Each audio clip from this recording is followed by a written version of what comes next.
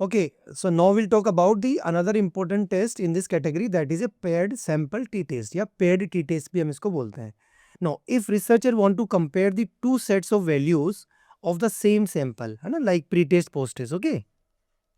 Pre-test and post-test on two different time period. Let's say on day 0 पहले दिन and on 15th day. इस तरह की बहुत सारी रिसर्चेस होती हैं, है ना, जहाँ पे आप pre test post test design को यूज़ करते हैं with the same group. Okay, जैसे एक सिंपल सा एग्जांपल देता हूँ मैं आपको. Suppose you want to compare the value of values before and after the experiment in the pre test and post test design, then we will use the pair t test. Suppose I just want to introduce a new diet program, okay, among 30 or 40 students, and I want to just see the effect of that. So क्या करूँगा मैं?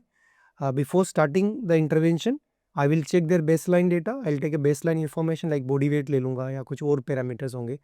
अब 3 months के लिए या 2 months के लिए they will receive the specific diet program, and after 3 months I'll check their body weight again. So same subject को हमने observe किया पहले दिन before the intervention and after the intervention. So for such conditions we can use the paired sample t-test, और इसको dependent sample t-test भी बोलते हैं. For testing the null hypothesis, as there is no difference in the pre and post test score value, है ना, तो simple सा इसका हाइपोथेसिस बनेगा, नल हाइपोथेसिस क्या बनेगा कि there is no difference in the pre and post test score. So क्या हम इक्वेशन यूज करेंगे, बहुत ही छोटा सा फॉर्मूला है इसका. Okay, what is that formula? T equals to d bar of n root divided s D. D का मतलब क्या होता है? डी का मतलब the difference between the mean score of pre and post, mean pre and post test score. So under H note, under null hypothesis, the test statistic T follow student T distribution with a n-1 degree of freedom. तो यहाँ पर degree of freedom कितनी है? n-1. Paired sample T test में degree of freedom is a n-1. Why? Because there is only one group. Under unpaired T test, the degree of freedom was n1 plus n2 minus 2, right? Because there were two groups. We consider them as two groups, but here the same group na before and after, so degree of freedom is n-1. Same T distribution table you will consider here. So what it says, if the calculated value, जो आपकी table जो calculated value आएगी T की, if it is more than the tabled value of T distribution at 5% level of significance, see every time I am giving you an example of 5% level of significance, it is up to you. I have taken as a conventional standard 5% level of significance, but it can go to 1% or 0.001% as well.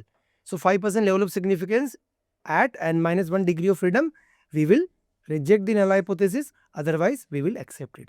तो वो same ही है जिस तरह का influence हमने unpaid T test में लिया है. चलिए एक एग्जाम्पल के साथ में इसको समझते हैं. तो एग्जाम्पल बहुत ही सिंपल है. The IQ test was administered for 5 students before and after they were trained. Okay, तो ट्रेनिंग से पहले बिफोर ट्रेनिंग उनका IQ चेक किया, ये 5 स्कोर है उनका 5 सब्जेक्ट का, and after training their IQ score was checked. Okay, hypothetical data है. So some like for example somebody had a 110 110 उसका IQ था, and after that training the person got an IQ of 120. सो ये है. अब question क्या है?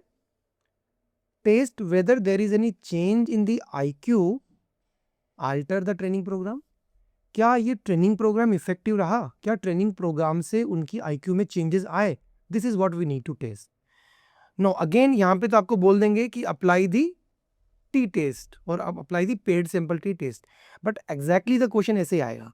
Now you should understand कि which test to apply. तो why we will apply paired sample t test? पहला पॉइंट, पेड सैंपल है, पेड सैंपल है, स्मॉल सैंपल साइज है, ठीक है, क्वांटिटी में डेटा है, ये कंडीशंस पूरी हो रही हैं इस वजह से, और हम लोग इस वजह से paired sample t test apply करेंगे. तो let's talk about the solution. Here the researcher design is pre test post test where IQ test was administered before and after the training programme, hence we can use the paired sample t test. ठीक है, तो पहला step है formulate the hypothesis, और with all the test of significance the first step will be formulation of your hypothesis.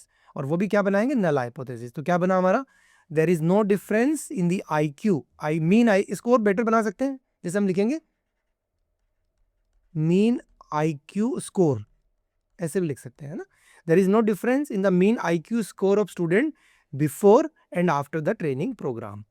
And और alternative hypothesis क्या बनेगा, there is a difference in the IQ of student before and after the training programme. Alpha भी डाल सकते हैं, eight alpha 0.05, okay, alpha डाल सकते हैं 0.05 पे, ठीक है।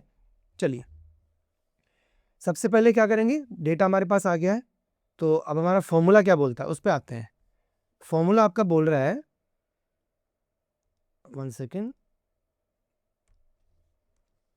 What your formula is saying, d calculate करना है। How do we calculate d, d is the difference between pre and post. कुछ लोग इसको पोस्ट माइनस प्री भी करते हैं क्योंकि माइनस वैल्यू को अवॉइड करने के लिए, है ना। सो गुड आइडिया है, पोस्ट माइनस प्री भी कर सकते हैं, यूजुअली पोस्ट स्कोर ज्यादा होता है इसलिए, ठीक है।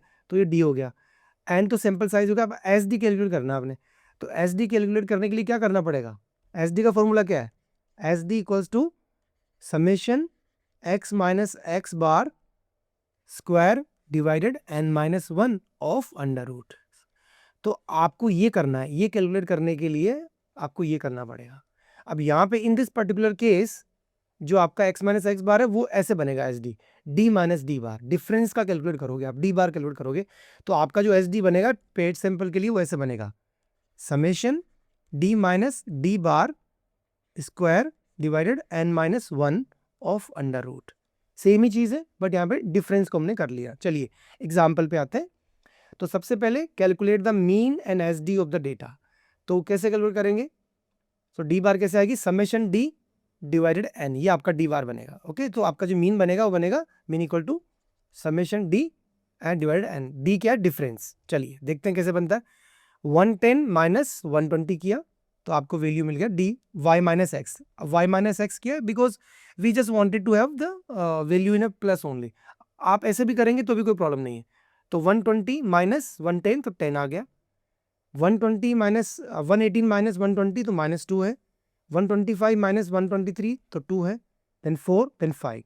तो आपका समेशन डी कितना आया, समेशन डी आपका 10 आ गया। 10 कैसे आया, ये प्लस की वैल्यू है और ये आपकी माइनस की वैल्यू है, ओके। तो माइनस की वैल्यू आपका क्या क्या है, 4 + 4 चला जाएगा, 2 + 2 तो 10 बच गया ना यहाँ पे। अब ये करके आपको एन करना है, ओके। एन कितना है, 5, पेयर्ड ऑब्जर्वेशन है ना, 1 2 3 4 एंड 5। तो आपका जो समेशन डी है वो कैसा आएगा, समेशन डी डिवाइडेड एन। तो समेशन डी आपका क्या 10 डिवाइडेड 5 तो आपका 2 आ गया।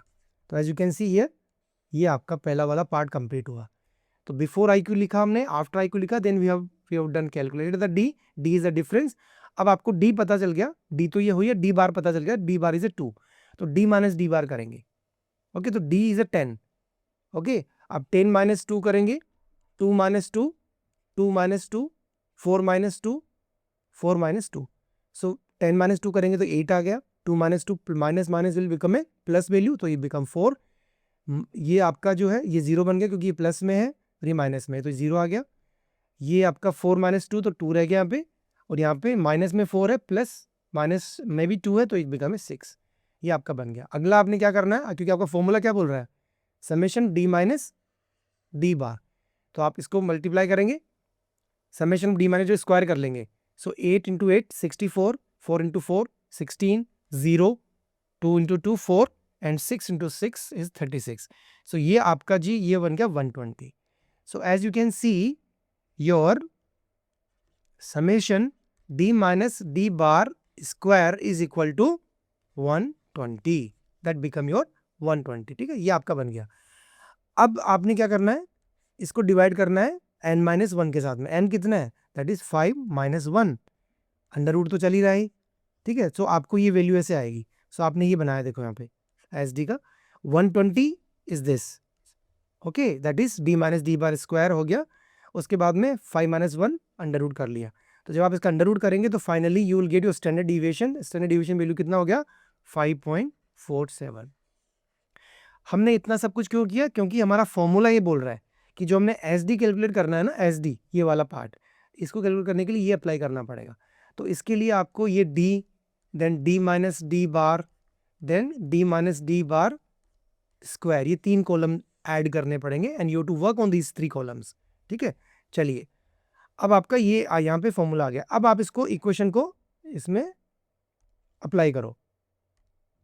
अब इक्वेशन को अप्लाई करते हैं इसमें, तो आप देखिए आपका ये इक्वेशन है, डी बार कितना हमारा 2, एन कितना है that is 5 divided s D कितना है 5.47। चलिए सो जब इसको 5 का रूट करेंगे तो it will become a 2.23 multiply 2 is a D, और इसको इक्वेशन करके कैलकुलेशन करके हमारे पास जो वैल्यू आने वाली है दैट वैल्यू विल बी 0.81। तो ये आपकी टी वैल्यू है, टी वैल्यू इक्वल्स टू 0.81, इसे बोलते हैं कैलकुलेटेड टी वैल्यू। अब आते हैं नेक्स्ट स्टेप पे, the calculate the degree of freedom. तो डिग्री ऑफ फ्रीडम का फॉर्मूला क्या है, n माइनस 1। तो n कितना है दैट इज 5 माइनस 1, सो ये बन गया आपका 4। As you can see that is a 4 degree of freedom. Okay, so number of paired observation को विल कंसिडर ना, so this is how we go here. Okay, now write the inference step 5। Calculated t value that is 0.81 is less than the critical value of t distribution। वो t distribution से कम है। t distribution की value कितनी, कितना degree of freedom हमारा 4 degree of freedom, df is 4 and आपका जो alpha है that is 0.05। So 4 degree of freedom आपका ये टी टेबल पे, ये 4 डिग्री ऑफ फ्रीडम, और आपको आना है कहाँ पे, आपको आना है यहाँ पे 0.05 पे। So yeah, this is your value. Okay, 4 degree of freedom. तो अब आपका जो इफ आई टेक दिस, तो आपका जो एक्सेप्टेंस रीजन है वो 2.77 ये वाला एरिया 2.77 तक तो will accept as not.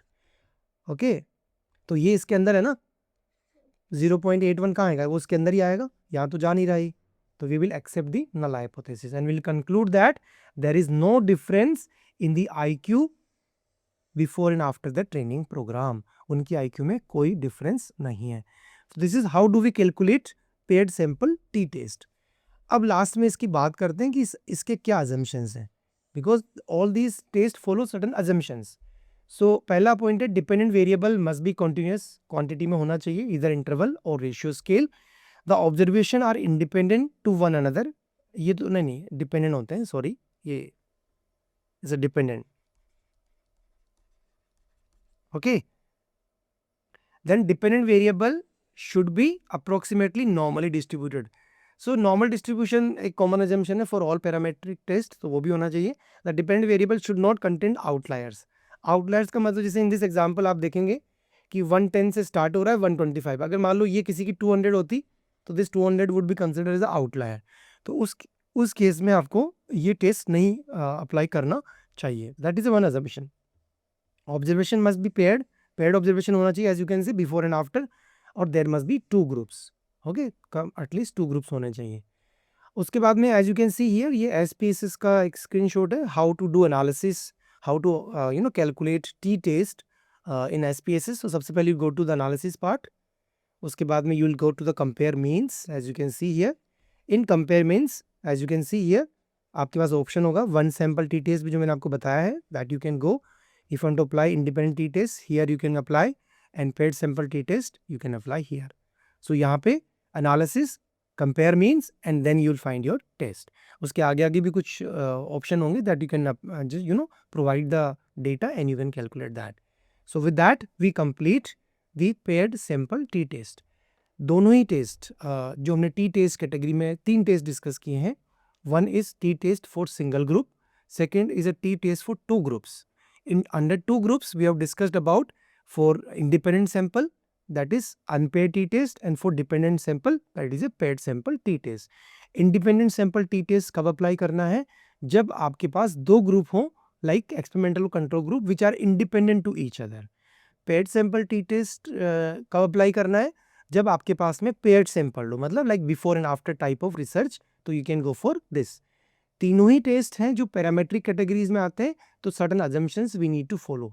These test are based on the mean and SD. Okay, तो ऑफ कोर्स जो मीन की जो ड्रॉबैक्स है, डिमेरिट्स है, वो यहाँ पे भी हो सकती हैं।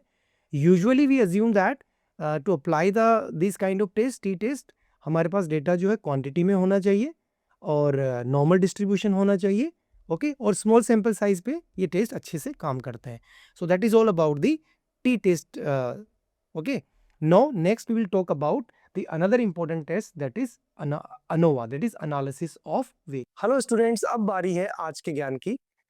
तो आज मैं आपको एक स्टोरी सुनाऊंगा। यहाँ पे एक स्टोरी है एक आदमी की, जो पहली बारी वो चर्च में गया और वहां पे उससे एक ग्लास टूट गया। तो वहां पे प्रेयर का टाइम था, प्रेयर चल रही थी, तो सभी लोगों ने उसकी तरफ स्टेयर किया, घूरा और उनको उसकी तरफ शाउट किया। तो उसका वो एक्सपीरियंस चर्च को लेके अच्छा नहीं रहा, तो वो बड़ा डिसअपॉइंट हुआ और वापस आ गया। अगले दिन वो गया बार में। बार में गया, वहां पे डांस चल रहा था, वहां पे लोग बात कर रहे थे, गॉसिप कर रहे थे, और वहां पे भी उससे एक ग्लास टूट गया। जब वो ग्लास टूटा तो उसने वहां पे देखा कि एक पास में वेटर खड़ा था, वो आया, उसने उसको नैपकिन ऑफर किया, उसके कपड़े साफ किए और उसको बोला कि सर नथिंग टू वरी, मैं आपको नया ग्लास बना के देता हूँ। उसका ये एक्सपीरियंस ने उसको इस तरह की हैबिट डेवलप कर दी कि वो बार-बार उस जगह जाना पसंद कर रहा था। तो हमारे लिए बहुत ज़रूरी है कि हम जो एक्सपीरियंस लाइफ में कर रहे हैं, वो ऐसा हो कि हम उसको बार-बार रिपीट करना चाहें। ये टीचर्स के लिए भी है कि आप अपने स्टूडेंट्स को इस तरह का एक्सपीरियंस दें कि वो बार-बार आपकी क्लास में आना चाहें। Thank you so much.